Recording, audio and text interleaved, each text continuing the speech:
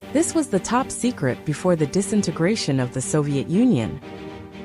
The firefighters who arrived at the Chernobyl nuclear explosion site first, without wearing protective clothing, were exposed to an environment with a radiation level 400 times that of the Hiroshima atomic bomb. They fought the fire for over an hour, and were then airlifted to the hospital for treatment due to nausea and vomiting. Suffering from acute radiation sickness caused by radiation exposure 40 times the lethal dose, they could only lie in bed, watching their body tissues fester step by step, enduring pain and suffering for several days, and finally died. At 1:23 a.m. on April 26, 1986, accompanied by a huge explosion, the Chernobyl nuclear power plant in the Soviet Union exploded, completely destroying the reactor core. After the explosion, a large-scale emergency operation to extinguish the fire, stabilize the reactor, and clean up the surrounding area began. For a time, firefighters, soldiers, helicopters, nuclear power experts, and workers who came to the rescue one after another took turns to fight. It took 10 days and 10 nights to put out the fire. During the whole process, 237 people quickly showed symptoms of acute radiation contamination, and 31 people died within 3 months. The first batch of firefighters who arrived at the accident site had the fiercest battle. At 1:25 a.m. that day, the second military fire station of the Chernobyl nuclear power plant received a fire alarm, and 28 firefighters on duty rushed out urgently. At this time, they were not informed that the reactor had exploded. Some people even thought it was an ordinary fire, so they did not wear protective equipment and directly fought for an hour under a radiation level of up to 20,000 roentgens. It should be known that a radiation dose of 500 roentgens per hour can be lethal. They were not sent to the hospital for treatment until they had repeated vomiting. However, the days in the hospital bed would make them even more painful. In the hospital, many firefighters and workers were forced to be isolated for treatment. They first experienced hair loss, fever, and mucosal damage, and then gradually various parts of their bodies began to fester. The festering area would become larger and larger over time until death. The Chernobyl nuclear accident is considered the most serious accident in the history of nuclear power. It is also the first accident rated at level 7 on the International Nuclear and Radiological Event Scale. The Chernobyl nuclear accident was an unprecedented disaster, and its losses were shocking. In the following 15 years, the death toll gradually rose to 60,000 to 80,000, and 134,000 people were tortured by various radiation-related diseases for a long time. Moreover, hundreds of thousands of people in the area within a 30-kilometer radius were forced to leave their homes and become displaced. The city of Pripyat near the nuclear power plant was also abandoned and became a ghost town. In the years after the accident, many cleanup workers unfortunately lost their lives, and 1/3 of them committed suicide due to being unable to bear the psychological pressure. Among the medical rescue workers, as high as 40% of them suffered from mental illness or permanent memory loss. To this day, among the 834,000 people who participated in the rescue work, 55,000 have unfortunately died, and more than 300,000 have been radiologically injured. This disaster cost the Soviet Union a heavy price, and also brought great pain and losses to humanity. For those who experienced and participated in the rescue firsthand, it left indelible wounds and shadows. Gorbachev once said that the Chernobyl nuclear accident might be the real cause of the Soviet Union's disintegration 5 years later, and its importance even exceeded the reform he launched. The Chernobyl nuclear accident made humanity truly realize the complexity of the nuclear power plant system and the importance of safety. In August 1986, the rescue and disaster relief operation entered the final treatment stage. To deal with this major accident, the Soviet Union took active measures and recruited a large number of rescuers to participate in the on-site rescue work. In 1986 and 1987, a total of 240,000 people participated in this work. In order to quickly control the accident site and reduce the leakage of radioactive substances, the Soviet Union began to build a sarcophagus on reactor number 4 in December 1986. This sarcophagus is a thick concrete structure that can effectively seal the accident site and further reduce the risk of radioactive substance leakage. During this rescue work, a total of 600,000 Soviet people received the Chernobyl Accident Rescue Medals and Awards. These medals and awards are symbols of their selfless dedication and heroic struggle, and also an affirmation of their great contributions. This rescue and disaster relief operation demonstrated humanity's determination and courage in the face of major crises. Although it cost a huge price, they finally successfully controlled the accident site, laying the foundation for the subsequent treatment of the Chernobyl accident. We can't help but ask, what exactly is radiation? What is nuclear radiation? And why does radiation affect our bodies? On October 8, 1895, the German scientist Röntgen discovered a new type of ray because the well-preserved photographic plates in his laboratory were always accidentally exposed. This ray not only had extremely strong penetrating power, but also could make a fluorescent screen glow. Since nothing was known about this ray at that time, Röntgen named it with the unknown X. On December 22, Röntgen took the first X-ray image in human history, and the subject was his wife. 1 month after the discovery of X-rays, Emil Grubb, a medical student in Chicago, hypothesized that if the dose of X-rays was large enough and the light was concentrated enough, could it burn off tumors that were inaccessible during surgery? So Grubb used a self-made X-ray machine. After treating many cancer patients, he finally relieved the cancer pain of some patients. This miraculous therapy is the prototype of what we now know as radiotherapy. Besides Grubb, Henri Becquerel in France was also inspired by Röntgen. He guessed that if X-rays could make a fluorescent screen glow, could fluorescent substances also produce X-rays? So he started various experiments and finally found that fluorescent substances had nothing to do with X-rays. However, just like how chance led Fleming to discover penicillin, Lady Luck smiled again.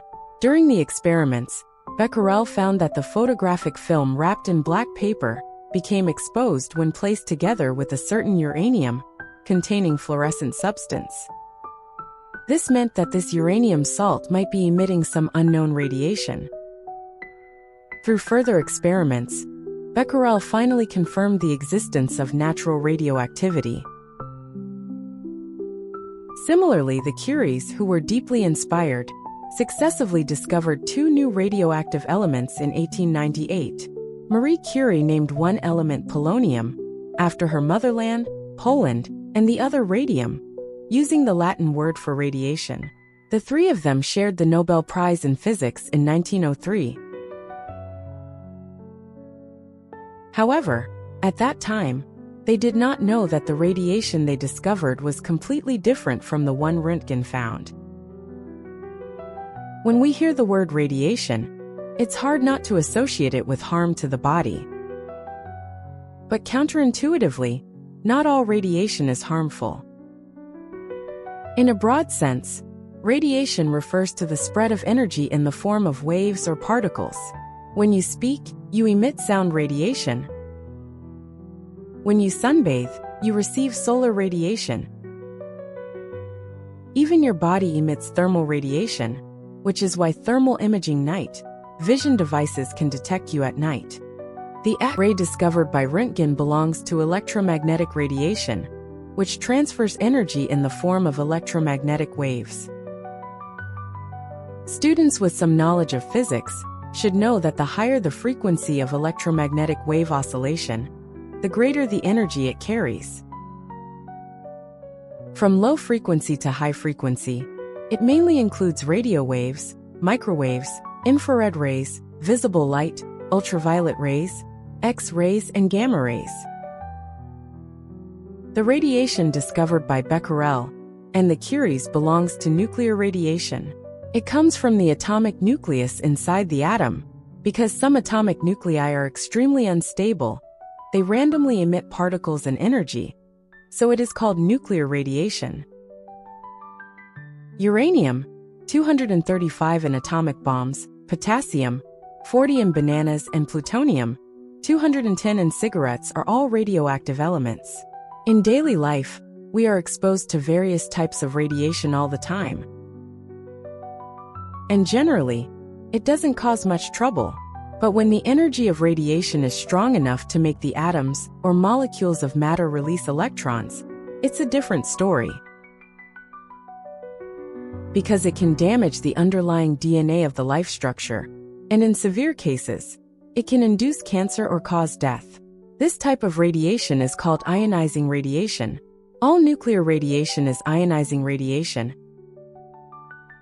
And among electromagnetic radiation, only X-rays, gamma rays, and the high-energy part of ultraviolet rays, which have the highest energy, are ionizing radiation. So, looking at your mobile phone or computer screen, commenting on, or even liking this video with your fingers will hardly cause you any radiation damage, except for giving us great encouragement. So, does exposure to ionizing radiation necessarily affect the body? Certainly not. The human body can repair a small amount of damaged DNA on its own. Otherwise, the ultraviolet rays in the sun would force us to work at night and rest during the day. However, even the most powerful DNA repair enzymes have their limits. If the radiation dose is too high, it may make mistakes, leading to incorrect DNA repair, maybe abnormal cell changes, the appearance of cancer cells, or even a large number of cell deaths due to failure to complete the repair. Ordinary cells can be replaced by stem cells when they die, but if the stem cells are depleted, it's a big problem. So, how much ionizing radiation can the human body withstand? Generally speaking, if the average annual effective dose does not exceed 20 millisieverts within 5 years, and the effective dose in any 1 year does not exceed 50 millisieverts, it will not cause harm to the human body. What does this mean? The radiation dose of a banana is approximately 0.0000778 millisieverts. Taking an hour-long flight will expose you to an additional 0.005 millisieverts of radiation. An X-ray has a radiation dose of about 0.1 millisieverts, and a chest CT scan is about 6 to 8 millisieverts. It can be said that if you're not extremely unlucky in your life, the largest artificial radiation source you're likely to encounter is probably a CT scan. This is why some doctors use lead aprons to cover the parts of your body that don't need to be examined during a CT scan. By the way, magnetic resonance imaging uses radio waves, so it's very safe. You don't need to worry about ionizing radiation, just whether you have enough money for the MRI. So what will happen if you are exposed to a very large amount of ionizing radiation in a short period, or live in a high ionizing radiation environment for a long time? Wilhelm Röntgen, who discovered X-rays, unfortunately died of cancer due to long-term exposure to excessive X-rays. Marie Curie, who won the Nobel Prize twice, may have died of aplastic anemia due to long-term exposure to radioactive substances, which exhausted the hematopoietic stem cells in her bone marrow. Emil Grubb, who pioneered radiotherapy, developed tumors all over his body more than 20 years later. Surgeons removed his palms, forearms, and upper lips, leaving him looking like a monster, and he finally died of cancer. Early researchers often died of leukemia and various cancers caused by radiation. It was their sacrifices that brought us the current safe radiation doses. In order not to hinder scientific research, neither Röntgen Becquerel nor the Curies applied for any patents for their discoveries. This also attracted the attention of capital. They launched the Miss Spine beauty pageant, making taking pictures with X-rays a fashion. Shoe merchants used X-ray shoe fitting as a marketing gimmick, allowing customers to take an X-ray every time they tried on shoes. There were even people promoting the use of X-rays to remove body hair from women. Later, these women's skin showed various problems such as color spots, infections, ulcers, and skin cancer. The commercialization of radioactive elements went even further.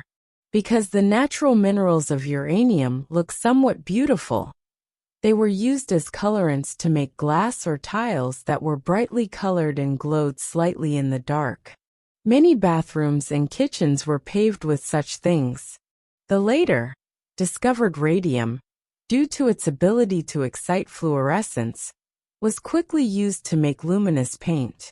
Many girls were hired to work in watch factories, responsible for painting watch dials with radium-containing paint. Considering the painting accuracy, they were required to moisten the brush tips with their lips before painting to keep the tips sharp. As a result, they ingested a large amount of radioactive radium. Since the metabolism of radium in the body is similar to that of calcium, it is easy to get stuck in the bones and irradiate the surrounding tissue cells internally. So these girls were gradually riddled with holes by radium. Besides being made into paint, there were also so-called radium-containing cosmetics that claimed to radiate youth and beauty, as well as radium-containing bread, toys, underwear, condoms, and even a miracle drug that could make weak and depressed men energetic. The good news is that because radium is rare and very expensive, most of the radium products sold on the market are fakes. The bad news is that there are indeed genuine products and wealthy people who can afford them. In November 1927, Eben Byers, a famous American entrepreneur, injured his arm. Bailey, who claimed to be a doctor, recommended a so-called panacea to him, which was said to be able to improve immunity, delay aging, and treat more than 150 diseases such as hypertension. Radium tonic, also known as liquid sunshine, made Byers feel his pain relieved not long after taking it. At the same time, he firmly believed that liquid sunshine enhanced his ability in a certain aspect, and he became addicted to it. The key was that he was so rich that he could ignore the price of radium tonic and took 3 bottles a day. In the following years, Byers took more than 1,400 bottles of radium tonic in total. His teeth began to fall out, his skin festered, and his immune system gradually collapsed. When he began to suspect that there was something wrong with the radium tonic, his body had already been severely damaged by radioactive substances. When he died, his weight was only 41 kilograms, his upper jaw almost dissolved, his lower jaw was surgically removed, and almost all of his bones were penetrated by radiation. Even the coffin he was buried in was lined with thick lead plates to prevent radiation to the surroundings. The Wall Street Journal reported this incident with the title "Radium Water Works Great Until Your Jaw Falls Off," which became a turning point in the radium-based medicine market. Although the development of health products related to radiation has come to an end, the research on nuclear radiation has never stopped. In 1938, German scientists Otto Hahn and Fritz Strussmann discovered the nuclear fission phenomenon for the first time while bombarding uranium with neutrons. Students who know about making atomic bombs should understand what this means, because the basic principle of an atomic bomb is to use neutrons to bombard uranium-235 or plutonium-239, causing them to fission and release multiple neutrons. These neutrons then bombard other uranium or plutonium, triggering new nuclear fission reactions. This is the so-called chain reaction, and the entire process releases huge amounts of energy in a short time. 1 week after confirming that uranium nuclei could undergo fission, a sketch of the atomic bomb appeared on the blackboard in Oppenheimer's office, and the Manhattan Project advanced steadily. On August 6, 1945, a uranium bomb named Little Boy was dropped on Hiroshima. 3 days later, a plutonium bomb named Fat Man was dropped on Nagasaki. On August 15, 1945, Japan announced its unconditional surrender, becoming the only country to have ever suffered a nuclear attack. Since then, the Soviet Union, the United Kingdom, France, and other countries have successively conducted nuclear tests, and the world gradually entered an era of peace. Time magazine once featured Oppenheimer on its cover with the caption, "What we don't understand, we explain to each other." Whether others listen or not depends on whether you really have weapons of mass destruction. From the Chernobyl nuclear accident, to the discovery and research of radiation, and then to the application of nuclear technology in war. This series of events has made us deeply realize that radiation is a double-edged sword. It has brought new opportunities to fields such as medicine and scientific research, promoting technological progress. At the same time, its potential hazards have brought heavy disasters and pain to humanity.